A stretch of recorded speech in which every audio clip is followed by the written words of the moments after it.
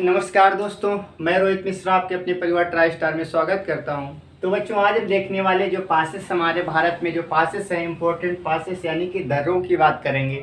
तो आज की इस क्लास में भारत में जितने महत्वपूर्ण दर्रे हैं इन सबको ट्रिक के माध्यम से याद करेंगे। ठीक है, जितने भी इंपॉर्टेंट है सबकी हम बात करेंगे। जम्मू कश्मीर में कौन कौन से दर्रे हैं, हिमाचल प्रदेश में कौन से, उत्तराखंड में कौन से, सिक्किम में कौन से, सारी चीज़ें हम देखने वाले हैं। तो फिलहाल हम देखते हैं जम्मू कश्मीर के दर्रे। तो आपको ट्रिक याद रखना है क्या, जेपी बाबू कार है, जेपी बाबू कार है या जेपी बाबू की कार है, ऐसे कह सकते हैं आप। जेपी बाबू की कार है या जेपी बाबू क्या है, कार है।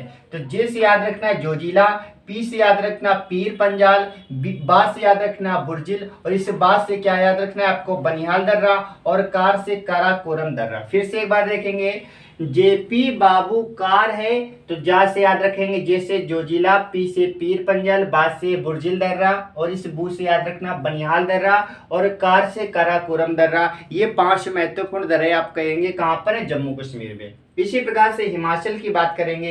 हिमाचल प्रदेश में कौन कौन से दर्रे, तो याद रखना हिमाचल का रोहित बड़ा शरारती है, हिमाचल का रोहित बड़ा शरारती है। तो याद रखना रोहित से बन जाएगा रोहितांग दर्रा, बड़ा से बन जाएगा बड़ा लाचा दर्रा, और शरारती से बन जाएगा सिपकीले दर्रा। ठीक है, क्या बन जाएगा, सिपकीला दर्रा।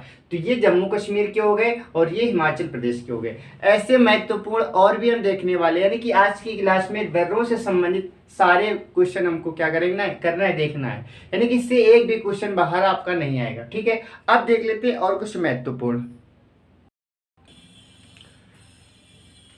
अब हम देखने वाले उत्तराखंड में कौन कौन से दर्रे पाए जाते हैं, कौन कौन से पासेस से। तो याद रखना उत्तराखंड में कौन से 3 महत्वपूर्ण है, नीति दर्रा, माना दर्रा और लिपुलेख दर्रा। इसको याद कैसे करेंगे, इसको ऐसे याद करेंगे, उत्तराखंड की नीति मान ली, उत्तराखंड की नीति मान ली। तो उत्तराखंड में कौन से, नीति से याद रखना नीति दर्रा, मान से याद रखना माना दर्रा, और ली से याद रखना लिपुलेख दर्रा। ठीक है, तो उत्तराखंड की नीति मान ली। बात करेंगे सिक्किम में कौन कौन से दर्रे, तो याद रखना सिक्किम में कौन से हैं, 2 दर्रे हैं, नाथुला और जिलेपला। इसको याद कैसे करेंगे, याद रखना नाथू के सिक्के जाली हैं, नाथू के सिक्के कैसे हैं, जाली। सिक्के से बन जाएगा सिक्किम, और नाथू से बन जाएगा नाथुला दर्रा, और जाली से बन जाएगा जिलेपला दर्रा। कौन सा, जिलेपला दर्रा। तो ये हमारे किसके हैं, तो आप कहेंगे उत्तराखंड के, और ये हमारे कहाँ के, सिक्किम के। इसके साथ और भी हम देख लेते हैं। अब इसके बाद में हमारे 3 और महत्वपूर्ण स्टेट बचते हैं, इनके देख लेंगे। इसके बाद हमारा पासेस से संबंधित चैप्टर क्या होगा, कंप्लीट हो जाएगा।